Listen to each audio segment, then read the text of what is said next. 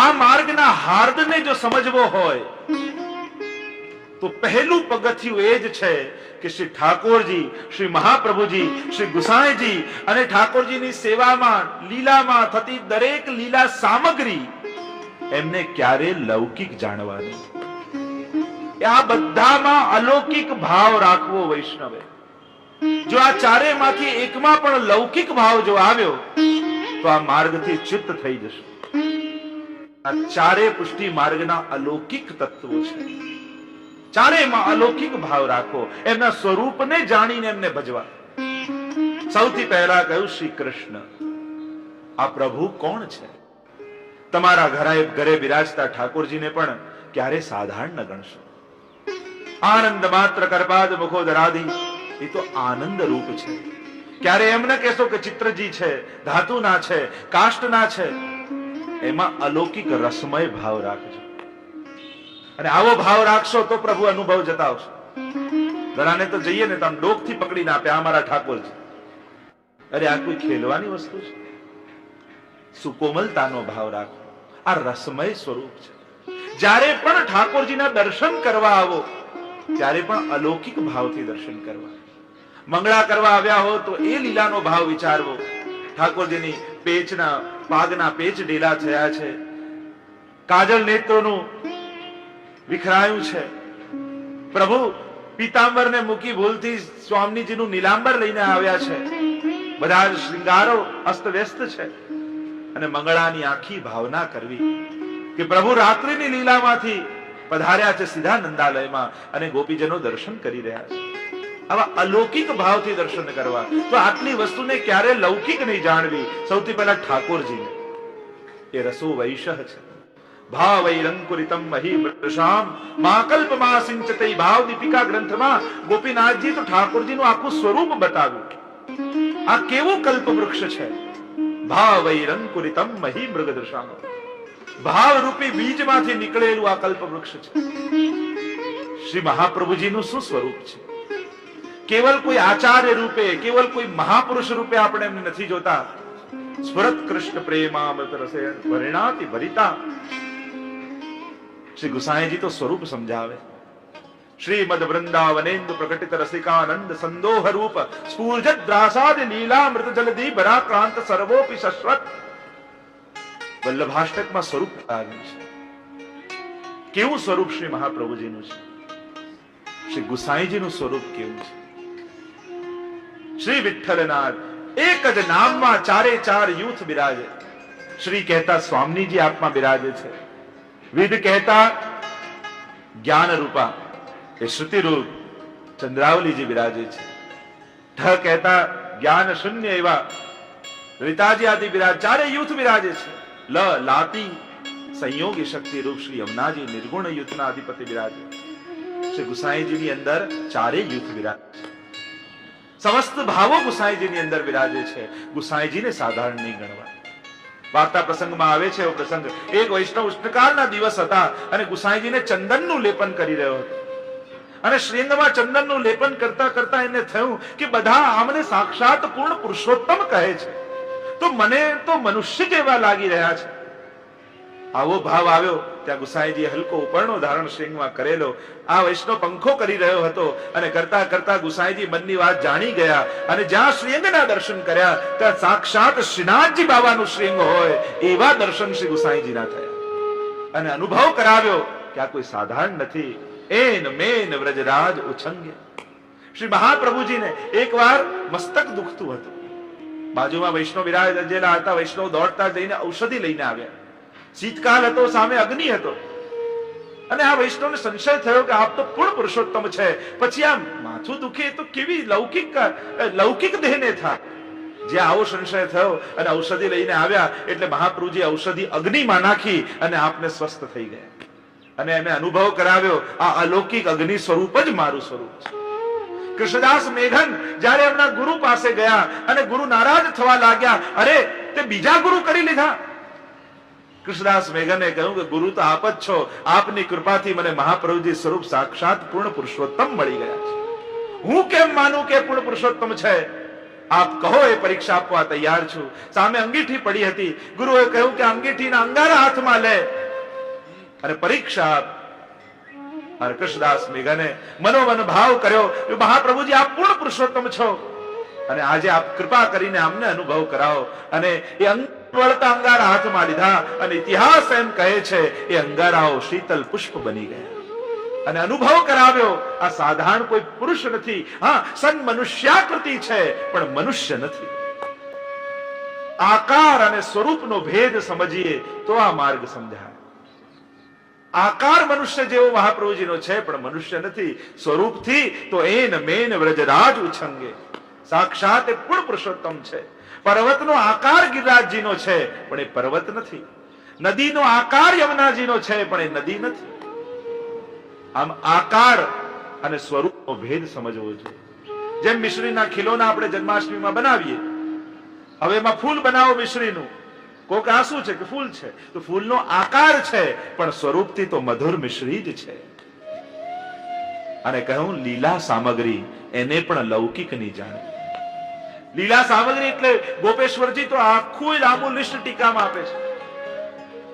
ગિરિરાજજી, યમુનાજી, વૃંદાવન, વ્રજ પ્રદેશ અને એમ કહેતા કહેતા આપણા નિજગ્રહની સેવામાં કહ્યું સિંહાસન, જારીજી, બંટાજી, ખંડપાઠ, ખિલોના, પીછવાઈ, કિવાડ નિજ મંદિરના, પ્રભુનું મંદિર, આ બધામાં અલૌકિક ભાવ રાખો. એક બધી વસ્તુમાંથી કોઈ પણ વસ્તુમાં લૌકિક ભાવ. અરે ઠાકોરજીની બુહારીને પણ પગ નહીં અડાડો, કારણ એ પણ અલૌકિક ભાવ રૂપ છે. ઘણા લોકો આમ ઠાકોરજીની સોય નહીં કરે અને પછી સીધું પગ, ઘણા તો પગથી પોતું કરે. તો એ પણ ધ્યાન રાખવું, ઠાકોરજીના મંદિરમાં એમને સોહિની આદિની યા મંદિર વસ્ત્રની સેવા કરતા હો એ પણ હાથથી જ પોતું કરીને સેવા કરવી. એમાં પણ અલૌકિક ભાવ છુપાયેલો છે. પ્રભુ સંબંધી વસ્તુ કોઈ પણ લૌકિક નથી અને લૌકિક વિચારશો તો સેવાનું ફળ જશે. હંમેશા અલૌકિક ભાવ રાખો. અમારે તો પરદાદાજી ના પિતા શ્રી દામોદરલાલજી નો પ્રસંગ આવે છે ને, પોપટ હતો ખંડપાઠનો અને તૂટી ગયેલો, તો મુખિયાજીએ કહ્યું કે આ ઠીક કરાવી લો. 3 દિવસ કહ્યું ને ઠીક ન થયો. છેલ્લે આપે હાથમાં લીધો ને કહ્યું સુખદેવજી તમારી સેવા થઈ ગઈ. એમ કરીને જ્યાં ઉડાડ્યો ત્યાં ઉડતો ઉડતો એ નિજધામ જતો રહ્યો અને અનુભવ કરાવ્યો કે ઠાકોરજીની સેવામાં રહેલા આ ખીલોના પણ લૌકિક નથી, એમાં પણ અલૌકિક ભાવ છુપાયેલા છે. મનોરથના પણ દર્શન કરવા તમે જ્યારે જાઓ અને ગોપી, ગ્વાલ, ગાયો આ બધાની સજાવટ જ્યારે કરી હોય ત્યારે મનોરથના દર્શન આપણે કરીએ ત્યારે ખાલી ઠાકોરજીના નહીં કરવાના. એના દર્શન કઈ રીતે થાય? આ બધા જ સમગ્ર લીલા સામગ્રીના પણ દર્શન કરવા જોઈએ. ઠાકોરજી પધારે નહીં એના પહેલા એને સજાવટ કહેવાય, પણ ઠાકોરજી બિરાજે અને મનોરથ અનુસાર એમને ભોગ આવે અને મહાપ્રભુજીની કાની અપાય ત્યારે સજાવટ મનોરથ બની જાય. પછી એ લાકડાના ગોપી ગ્વાલ નથી રહેતા, પછી તો એમાં આધિ દૈવિક સ્વરૂપ આ પ્રત્યેકનું બિરાજે છે અને પ્રત્યેક અલૌકિક સ્વરૂપે પ્રગટ થાય છે ત્યાં, અને ત્યારે મનોરથ બનતો હોય છે. એટલે મનોરથમાં રહેલી ગાયો, ગોપીઓ, ગ્વાલો આ બધાના મુખ પર દર્શન કરવા. તમે જોજો એ બધાની અંદર કોઈ ને કોઈ ભાવ હશે મનોરથ, અને એ બધાના દર્શન કરી પછી ઠાકોરજીના દર્શન કરશો તો પ્રભુના અલૌકિક દર્શન થશે. આવો ભાવ રાખો. સ્વયં ગુસાઈજીએ પણ શ્યામદાસ કણબીને કહ્યું ને, ફૂલોની સેવા કરો છો પણ વ્રજભક્તોનો ભાવ રાખો. દામોદાસજીની વાર્તામાં પણ આવે છે, જુદા જુદા પાત્રોમાં જ્યારે ભોગ ધરતા અને મહાપ્રભુજીએ સમજાવ્યું કે આ બધા જ ભિન્ન ભિન્ન ભાવથી છે. કોઈ પરકિયા ગોપીજનોના ભાવથી છે, કોઈ સ્વકિયા ગોપીજનોના ભાવથી છે. એમ દરેક પાત્રો, અને એટલે જ આપણે ત્યાં ભોગ ધરીએ ઠાકોરજીને, બધું જ સાજીએ ત્યારે બધામાં હાથ લગાવવામાં આવે પાછા, અને દરેક પાત્રમાં હાથ લગાવી ઠાકોરજીને ભોગ ધરવામાં આવે અને પ્રભુને શુદ્ધિ કરાવવામાં આવે. આ બધા જુદા જુદા ભાવના ગોપીજનો અહીંયા ઠાડા છે આપને આરોગાવવા માટે. તો ભોગ ધરવાનો અધિકાર મારો છે, આરોગાવાના તો આ ગોપીજનોના અધિકાર છે. અને ભલે એટલે જ આપણે સિદ્ધ કર્યું હોય પણ ધરીને પછી ટેરો લઈ લઈએ, કારણ કે આરોગાવે તો ગોપીજનો. આમ સમગ્ર લીલા સામગ્રી, લીલા પરિકર એ પણ લૌકિક નથી, એમાં પણ અલૌકિક ભાવ રાખવો જોઈએ. એમ શ્રી હરિરાય મહાપ્રભુજી આજ્ઞા કરી રહ્યા છે. અને આમ જે ભાવ રાખે એની લીલા સફળ બને છે, એની લીલા રસમય બને છે. લીલામાં રસ કેમ નથી, સેવામાં રસ કેમ નથી પ્રગટ થતો? કારણ ભાવાત્મકતા નથી સેવામાં. દરેક વસ્તુનો ભાવ ભાવ જાણશો એટલે જ કહ્યું સ્વરૂપ ભાવના, ભાવ ભાવના અને લીલા ભાવના આ ત્રણેય જાણીને જ્યારે સેવા કરશો તો સેવા રસમય બનશે. આ ત્રણેય વસ્તુ જાણીને કરવું. સૌથી પહેલા કહું સ્વરૂપ ભાવના. તમારા ઘરે જે ઠાકોરજી બિરાજે છે એનું સ્વરૂપ શું છે? વલ્લભ કુલની પધરામણી આપણા ઘરે થાય ત્યારે આપણા ઠાકોરજી સન્મુખ એમને પધરાવીને પૂછવું કે મારા ઠાકોરજીનું કયું સ્વરૂપ છે, આ કયું સ્વરૂપ બિરાજે છે, કઈ લીલાનું સ્વરૂપ છે, એનું સ્વરૂપ જાણો. બીજું છે લીલા ભાવના, આ કઈ લીલાનું સ્વરૂપ છે. અને ત્રીજું છે ભાવ ભાવના. અને ભાવ ભાવનાની અંદર ઝારીજીનો ભાવ શું, સામગ્રીઓનો ભાવ શું, બંટાનો ભાવ શું, ખિલોનાનો ભાવ શું, આ બધી જ લીલા સામગ્રીઓના ભાવ જાણી અને પછી સેવા કરશો તો સેવામાં આનંદ આવશે, સેવા રસમય બનશે, તમારું ચિત્ત ક્યાંય ભટકશે. આમ આ ચારેય વસ્તુને અલૌકિક જાણવી. ઠાકોરજી, આચાર્યજી, શ્રી ગુસાઈજી અને લીલા સામગ્રી, આ ચાર જાણીને અલૌકિક ભાવથી સેવા કરશો તો સેવા ફલરૂપ બની જશે. કારણ જ્યારે આ અલૌકિક ભાવ આવે ત્યારે સેવામાં ત્રણ વસ્તુથી જીવ મુક્ત બની જાય છે. એ કાળકૃત ક્ષય નથી થતો, કર્મકૃત પરિણામ નથી રહેતા અને સ્વભાવકૃત બંધનમાંથી મુક્ત થઈ જાય છે. પુષ્ટિ માર્ગને સમજવા માટે, શુદ્ધાદ્વૈત બ્રહ્મવાદને સમજવા માટે આ વસ્તુ સમજવી જરૂરી છે કે પ્રભુ વિરુદ્ધ ધર્માશ્રય લીલા કરે છે. આ વિરુદ્ધ ધર્માશ્રયત્વનો ગુણ શ્રી ઠાકોરજીની અંદર બિરાજે છે. અને એ વાતને આ શિક્ષાપત્રમાં શ્રી હરિરાય મહાપ્રભુજી આપણને સમજાવશે. પ્રભુના બે પ્રકારના ધર્મોને સમજાવશે. એક બહિરંગ ધર્મ અને બીજો અંતરંગ ધર્મ. બહિરંગ ધર્મમાં 5 વસ્તુ શ્રી હરિરાય મહાપ્રભુજી કહી રહ્યા છે. એક કર્તાપણું, સર્વરૂપત્વપણું, સર્વધારત્વપણું, ન્યાયત્વપણું એટલે કે વ્યાપકપણું, અને 5મું કહ્યું વિરુદ્ધ ધર્માશ્રયત્વ. આ 5 વસ્તુ બહિરંગ ધર્મમાં આવશે. અને અંતરંગ ધર્મમાં ઐશ્વર્ય અને માધુર્ય, આ બે વસ્તુની ચર્ચા થશે. આવો પ્રથમ શ્લોકનું ગાન કરી ચતુર્થ શિક્ષાપત્રમાં પ્રવેશ કરીએ. પ્રભો ધર્મ શ્રુતૌ પ્રોક્તઃ તથા ભાગવતેપી ચ. પ્રભુના ધર્મો શ્રુતિમાં, વેદમાં અને ભાગવતમાં બતાવવામાં આવ્યા છે. કેવા છે? અપ્રાકૃતાઃ. પ્રભુ અપ્રાકૃત છે. પ્રાકૃત ધર્માનાશ્રયમ અપ્રાકૃત નિખિલ ધર્મ રૂપમિતિ, જે સર્વોત્તમ સ્તોત્રમાં પણ વાત કરી અપ્રાકૃત છે મહાપ્રભુજી. એમ અહીંયા હરિરાયજી સમજાવે છે કે ઠાકોરજી અપ્રાકૃત છે, પ્રકૃતિના ગુણોથી બંધાયેલા પ્રભુ નથી. એવી લીલાઓ દેખાય કે પ્રભુને ભૂખ લાગે, નીંદ આવે, તરસ લાગે, પણ એ બધું ભક્તની ભાવનાને પુષ્ટ કરવા માટે છે. પ્રભુમાં લૌકિક ધર્મો નથી. લૌકિકવત કૃષ્ણો ન દ્રષ્ટવ્ય એમ મહાપ્રભુજી આજ્ઞા કરે છે. પ્રભુને ક્યારે લૌકિક ન જાણવા. એ અપ્રાકૃત ધર્મ વાળા છે. શ્રી ગોપેશ્વરજી ટીકામાં વ્યાખ્યા કરે, અપ્રાકૃત સદા એક રસ, કેવલ આનંદમય અને લૌકિક માયાના ગુણોથી રહિત, એ જ અપ્રાકૃતતા છે. અને પ્રાકૃતતા એટલે માયાજન્ય જે ગુણો દેખાય એ પ્રાકૃતતા. પ્રભુ તો પરમ અપ્રાકૃત છે.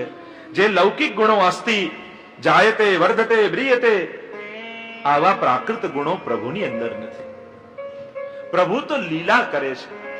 એ કર્મ બંધનને કારણે નથી પધારતા, અને જે પણ કરે એમાં એમને બંધન લાગતા નથી. કોઈ એમ કહે કે ત્યાં બલિને માર્યો એટલે ભગવાને કર્મ ભોગવવા માટે પાછું જરા નામના પારધીએ બાણ માર્યું. પણ મહાપ્રભુજી તો કહે પ્રભુને કર્મ બંધન ક્યાંથી લાગે, કઈ રીતે લાગે? હા, પ્રભુ એનું સન્માન કરે પણ બંધનમાં પ્રભુ આવતા નથી. પ્રભુ આવે છે જીવને મુક્ત કરવા માટે ભૂતલ પર, ભાવોનું પોષણ કરવા માટે ભૂતલ પર પધારે છે. એમને કર્મ બંધન લાગતા નથી. એમ કહેતા આગળ પ્રભુના બહિરંગ ધર્મોને સમજાવતા દ્વિતીય શ્લોકમાં શ્રી હરિરાય મહાપ્રભુજી આજ્ઞા કરે, શ્રુતિઓમાં પ્રભુના 5 બહિરંગ ધર્મ કયા છે. બ્રહ્મને ઓળખવો હોય તો આ 5 લક્ષણથી ઓળખી શકાય, જે વેદોમાં બ્રહ્મની વ્યાખ્યા આવી કે બ્રહ્મ આવો છે. કેવો છે? ઈશ્વર તત્વ મહાત્મ જ્ઞાન પ્રભુનું કરવું હોય બહિરંગ ધર્મ દ્વારા, તો અહીંયા હરિરાય મહાપ્રભુજી બ્રહ્મનું મહાત્મ જ્ઞાન આપણને કરાવી રહ્યા છે. કેવા છે પ્રભુ? એમનામાં પહેલું ગુણ છે કરતાપણું. આ બધું જે કંઈ પણ થઈ રહ્યું છે એ પ્રભુ કરી રહ્યા છે. બીજું ગુણ છે સર્વરૂપપણું. જેટલા પણ રૂપ નામના ભેદથી ક્રિયાઓ થઈ રહી છે બધામાં ઈશ્વર જ છે. રૂપ નામ વિભેદેન જગત ક્રીડતી યોયતઃ. એ જ ક્રીડા કરી રહ્યા છે. જે કંઈ પણ દેખાઈ રહ્યું છે રૂપ નામના ભેદ, એ મહાપ્રભુજી કહે એ પ્રભુ જ બિરાજી રહ્યા છે. ત્રીજું કહ્યું સર્વધારકપણું. આ બધાનું પાલન એ પ્રભુ કરે છે. એમણે ધારણ કરી રાખ્યા છે બધાને, પ્રભુ ચલાવી રહ્યા છે. ચોથું છે વ્યાપકપણું. આ કણ કણ ઈશ્વર દ્વારા સર્જિત છે, કણ કણમાં એ વ્યાપ્ત છે. અને પાંચમું કહ્યું વિરુદ્ધ ધર્માશ્રયપણું. પ્રભુ વિરુદ્ધ ધર્માશ્રય વાળા છે, અને એટલે જ પ્રભુને ઓળખવા કઠિન છે. કોઈ એમ કહે કે પ્રભુ તો પરમ શક્તિશાળી છે, ગિરિરાજ પર્વતને ટચલી આંગળીમાં ઉઠાવી લે છે, તો બીજી જ ક્ષણે પ્રભુ એવી લીલા કરે કે નંદાલયનો ઉમરો ન ઓળંગી શકે. વિરુદ્ધ ધર્માશ્રય વાળા છે, અને એટલે પ્રભુને ઓળખવા બહુ કઠિન છે. એક બાજુ તો ગીતામાં ઉપદેશ આપે છે નિર્માન મોહા જીતસંગ દોષા, અને એક બાજુ એ જ રામા અવતારમાં સીતાજીનું હરણ કરીને ગયા તો રામ બનીને રડી રહ્યા છે. એમને કોણ ઓળખી શકે? વિરુદ્ધ ધર્માશ્રયત્વ પ્રભુમાં છે. કોઈ એમ કહે કે મેં ઓળખી લીધા, તો બીજી ક્ષણે એવી લીલા કરશે કે એને થાય કે આ તો વિચાર્યું જ નહોતું. આ 5 ગુણો પ્રભુની અંદર બિરાજે. આ 5 બહિરંગ ધર્મો છે પ્રભુના. હવે અંતરંગ ધર્મોને બતાવતા તૃતીય શ્લોકમાં શ્રી હરિરાયજી આજ્ઞા કરે તો વેદમાં 5 બહિરંગ ધર્મો જે બતાવ્યા છે, વેદ સહસ્ત્ર શીર્ષા પુરુષા સહસ્રાક્ષા, જે 1000 હાથવાળા અને એક વિરાટ બ્રહ્મની જે વાત કરી રહ્યું છે વેદ, તો હવે ભાગવત પરમાત્માને કઈ રીતે ગણાવે છે એ અહીં બતાવી રહ્યા છે. વેદે બહિરંગ ધર્મ બતાવ્યા, તો હવે ભાગવત અંતરંગ ધર્મ બતાવે છે. અને 2 અંતરંગ ધર્મો બતાવ્યા, ઐશ્વરાદ્ય અંતરંગ ધર્મ, એક ઐશ્વર્ય અને બીજું માધુર્ય. પ્રભુ 2 રીતે ભક્તોને મોહિત કરે છે. કારણ કે 2 પ્રકારના ભક્તો છે, પુષ્ટિ ભક્તો અને બીજા મર્યાદા ભક્તો. મર્યાદા ભક્તોને ભગવાનમાં ભક્તિ કેમ થાય છે? જ્યારે ભગવાન પોતાનું ઐશ્વર્ય બતાવે તો ઐશ્વર્યથી પ્રભાવિત થઈ જે ભક્તિ કરે એ મર્યાદા ભક્તિ કહેવાય. એ ઐશ્વર્યથી પ્રભાવિત થઈને ભક્તિ કેવી? પરમાત્મા તો બહુ કૃપાળુ છે, પરમાત્મા તો બહુ શક્તિશાળી છે, એ તમારા સમસ્ત પાપોને કાપીને તમારા પર કૃપા કરશે. આવા ઐશ્વર્યને જુઓ, એના પ્રબળ પ્રતાપને જુઓ, અને એનું ચિંતન કરીને ભાવ થાય ઓહો આવો શક્તિશાળી પરમાત્મા છે, તો આમની શરણમાં જઈશ, મારા બધા દુઃખો દૂર કરી દેશે. આ ભાવ રાખીને શરણમાં જાય એ મર્યાદા ભક્તિ, એ ઐશ્વર્ય પ્રધાન ભક્તિ છે. પ્રભાવિત થઈને જેમાં પ્રેમ થયો છે, એના સામર્થ્યને જોઈને જ્યાં પ્રેમ થાય છે એ મર્યાદા ભક્તિ. અને બીજું જ્યાં સ્વરૂપને જોઈને પ્રેમ થાય છે એ પુષ્ટિ ભક્તિ. જ્યાં માધુર્યને જોઈને ભક્તિ થાય છે, પ્રેમ થાય છે, એ પુષ્ટિ ભક્તિ. એ કંઈ પણ ન કરતો હોય જો એ પ્રભુ કહે કે લોકે સ્વાસમ તથા વેદે હરિસ્તુ ન કરિષ્યતિ, મહાપ્રભુજી કહ્યું તમારું લૌકિક એ નહીં ને વેદિક એ નહીં કરે ઠાકોરજી. અને પુષ્ટિ ભક્ત તો કહે કે ભલે ને ન કરે, અમે તો એને પ્રેમ કરતા રહીશું. અમે એનાથી નથી ચાહતા, અમે તો એને ચાહીએ છીએ. સ્વરૂપની ભક્તિ, એ અમારું કાર્ય કરે ન કરે, એ અમારા કાજમાં આવે ન આવે, એ અમારું હિત કરે ન કરે, એ અમને હસાવે કે રડાવે, અમે તો એને પ્રેમ કરીએ છીએ. બસ આ સ્વરૂપની ભક્તિ જ્યાં છે એ જ પુષ્ટિ ભક્તિ છે. પ્રભુ જ્યાં માધુર્ય દ્વારા આકર્ષણ કરે છે. હવે ગોપીઓને કોઈ સમજાવવા જાય, ગોપીને જઈને તમે એમ પૂછો કે તમે પ્રભુને કેમ પ્રેમ કરો છો, એ શું કહેશે? કઈ રીતે તમને સમજાવશે? બસ ચાહીએ છે. કોઈ એમ કહેવા જાય કે અમને તમને શું સુખ આપ્યું પ્રભુએ, હંમેશા તમને રડાવ્યા જ છે, હવે તો છોડી દો એને. ગોપીઓ કહે જો છોડવાનું હાથમાં હોત ને તો ક્યારનો છોડી દીધો હોત. અમારો વશ અમારા મન પર નથી રહ્યો, એ તો અમારા ચિત્તનું હરણ કરીને ગયો છે, કેમ એને છોડવો? બસ એને ચાહીએ છે. જ્યારે પણ પ્રેમનું કારણ મળે ને એ ક્ષણે પ્રેમ નાનો થઈ જાય. અકારણ પ્રેમ એ જ સર્વોપરી પ્રેમ છે. કોઈ કે તમે આને કેમ પ્રેમ કરો છો? આ સુંદર છે એટલે, આ સામર્થ્યવાન છે એટલે, આ બળવાન છે એટલે. આમ જો પ્રેમને કારણ મળે ને તો પ્રેમ નાનો થયો કહેવાય. પણ તમને કોઈ પૂછે કે પ્રેમ શા માટે કરો છો, કે કઈ સમજાતું નથી પણ બસ એને પ્રેમ કરીએ છીએ, એ દિવસે પ્રેમની સર્વોચ્ચ અવસ્થા છે. હવેલીમાં તમે ઠાકોરજીને સન્મુખ જાઓ, સાહિત્યકાર આ વિશ્વમાં કોઈ એક એવું ઘર મળે જ્યાં કશા કારણ વગર જઈ શકો, અને એવું ઘર તો ગુરુ અને પ્રભુનું જ હોય. પ્રભુ પાસે જવાનું કોઈ કારણ ન હોય, એક જ કારણ હોય કે બસ તને ચાહું છું એટલી તારી પાસે આવે, ત્યારે ભક્તિ સિરમોર બની જાય.